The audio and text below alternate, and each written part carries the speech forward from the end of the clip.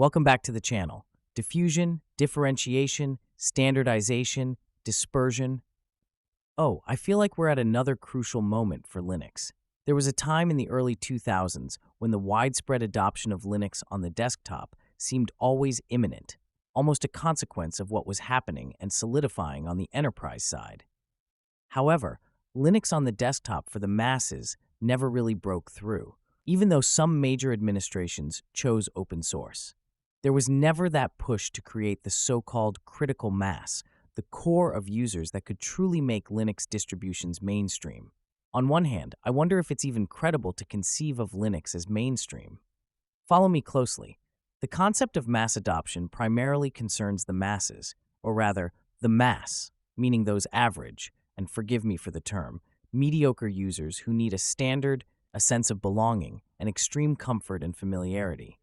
If I look at Linux today, yesterday, and tomorrow, I will never see anything like that, at least not in the sense that a distribution like Debian is used by 10% of the world's population. For that to happen, there needs to be a big company behind it, and maybe it has already happened in the mobile field with Android. In short, this is a great moment of uncertainty, and on one hand, it saddens me to see the growing differentiation and division within the community with its forks and 1,000 projects, but on the other hand, I am disheartened. To be or not to be, that is the question. Perhaps, however, we are all focusing on the finger and not on the moon, and this whole desktop Linux story is ultimately a big urban legend, just like the idea that glasses should necessarily do something other than help people see the reality around them. The concept doesn't work, period. But if I look at things in perspective, and if we think of the mass as a mediocre mass, and I apologize to 95% of humanity, but this is our nature as a species.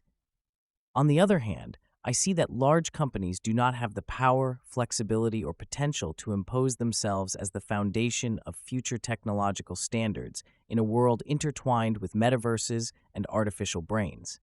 A system of minds that can guide us and emancipate us towards a new form of humanity, a new and conscious man who knows, wants, and makes peace with himself, his fellow men, and nature. Commercial entities do not have this, but open source does. Looking ahead, how do I see Linux in 10 years?